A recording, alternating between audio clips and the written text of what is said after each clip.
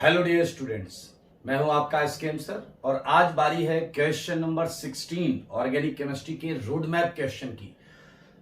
1 से 15 तक हम क्वेश्चन कर चुके हैं। रोड मैप क्वेश्चंस आपको पता है हमारी जो सीरीज चल रही है IIT-JEE एडवांस 2021 स्टूडेंट्स के लिए क्वेश्चन नंबर 16 आपको मिल चुका है। और क्वेश्चन नंबर 16 जैसा कि आप यहां देख पा रहे हैं, आपके सामने एक क्वेश्चन यहां पर मेंशन है। ए है, ए पर PS3P डाला, बी बन गया, HBr ROR किया, C बन गया, D E F G H I, ये बहुत सारे यहां पर रीजन्स हैं।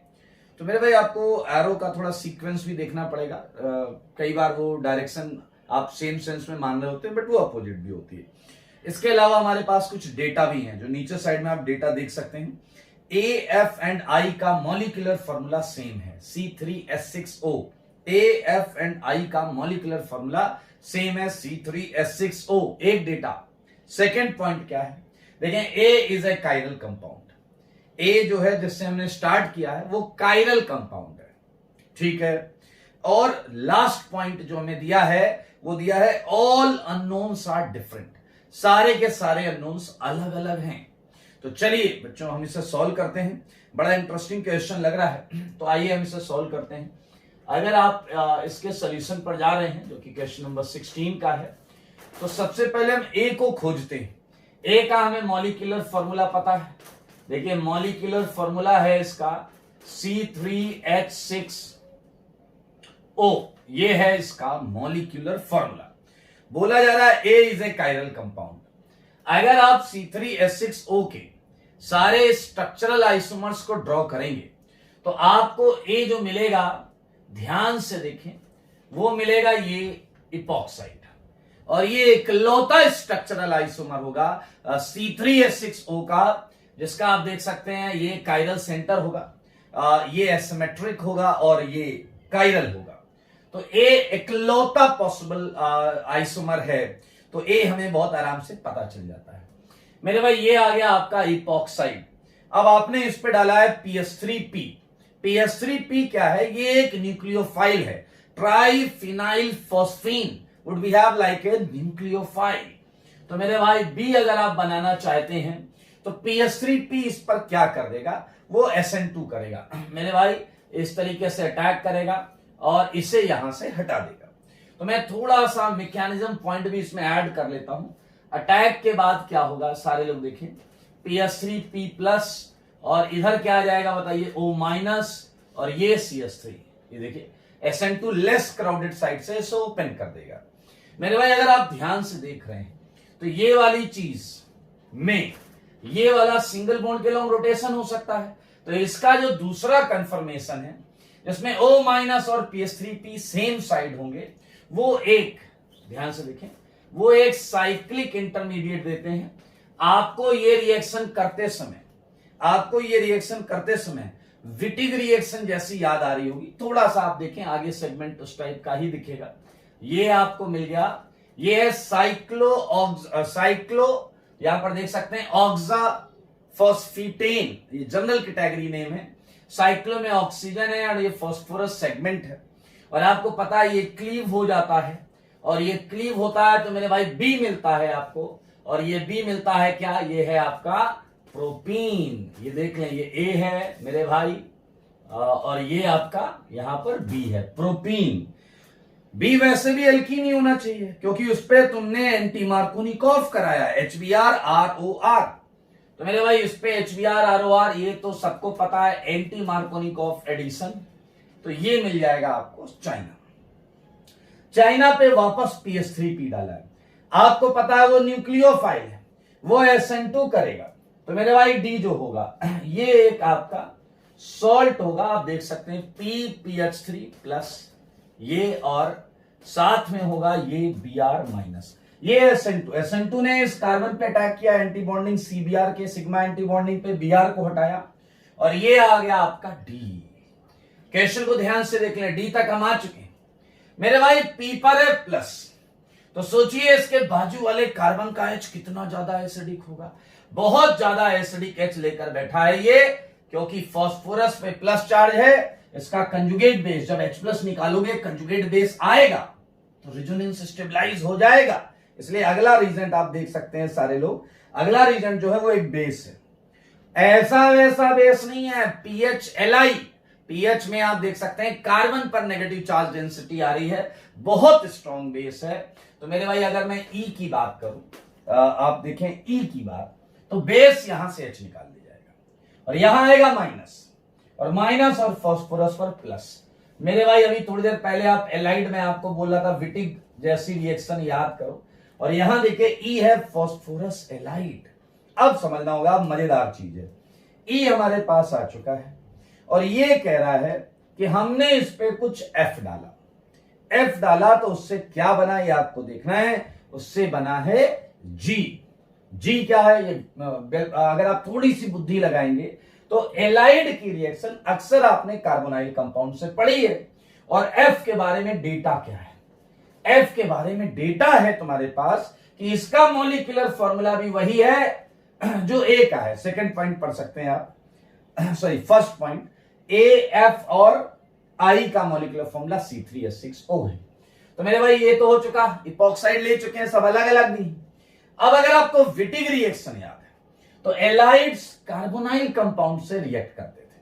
तो मेरे भाई F के पास दो चॉइसेस हो सकती हैं इस मॉलिक्यूलर फॉर्मूला में, एक एसीटोन और एक है आपका प्रोपेनल। F या तो ये होगा या ये होगा, अभी हम बिल्कुल समझ लेंगे कि कौन सा है, इसमें बिल्कुल टेंशन नहीं लेना। अगर मेरे भाई F ये है या ये है तो एलाइड इससे रिएक्शन करके एल्कीन देगा, वो एल्कीन है G, वो एल्कीन है G। अगर ये है तो देखो जरा ध्यान से, आपको जो एल्कीन मिलेगी ना मेरे भाई वो ये मिलेगी। अगर ये है F तो इसके साथ ये एल्कीन मिलेगी, लेकिन अगर ये है F तो क्या एल्कीन मिलेगी, जरा देखो सारे बोर्ड पर, ऐसा मिलेगा आपको।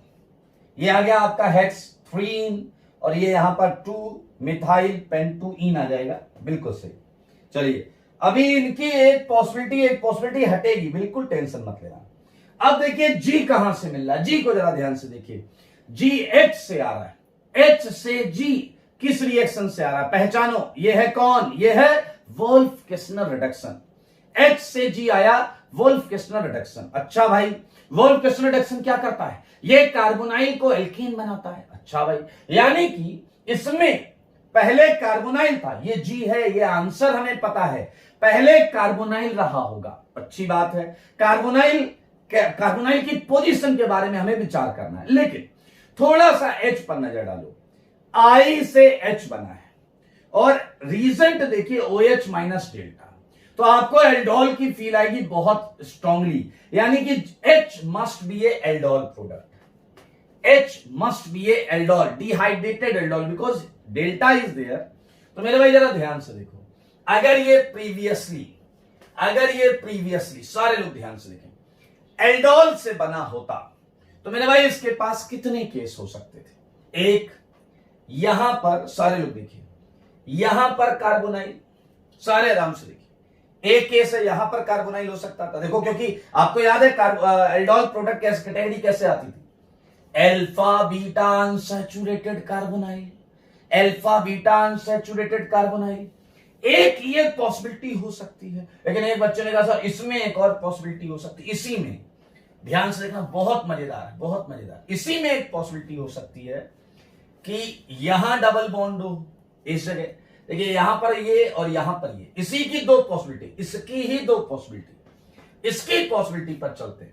इसमें मेरे भाई दोनों तरफ सिमेट्रिकल सेगमेंट है, दोनों तरफ सिमेट्रिकल सेगमेंट आप देख सकते हैं, इधर लगाओ या इधर लगाओ बात बराबर। तो एक केस इसका आपके पास जो आ रहा है वो ये देखिए, आराम से देख लें इसे, देख लिया आपने।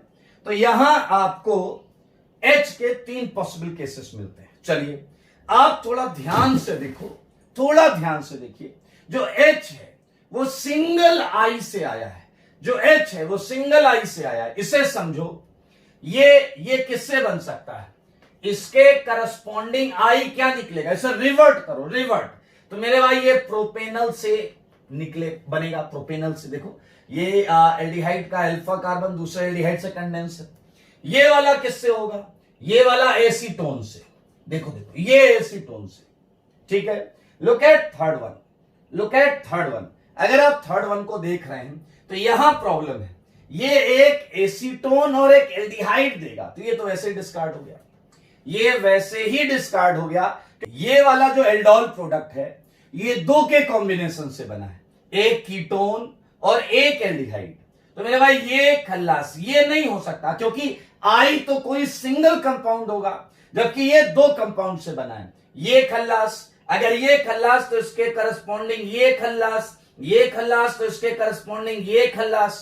देखा आपने, ये केस हट गए।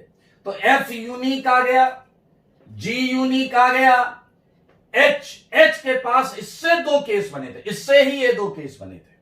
तो मेरे भाई अब देखो जरा, इन दो केस में इससे ये आया, इससे ये आया, लेकिन मेरे भाई एफ तो पहले ही कीटोन आ चुका है और सारे अननोन अलग अलग हैं। तो मेरे भाई आई ये नहीं हो सकता, और अगर आई ये नहीं हो सकता ये वाला, तो इसके करस्पॉन्डिंग ये खल्लास। अब बचा क्या, ये आई, ये एच, ये जी, ये एफ, ये ई, डी, सी, बी, ए।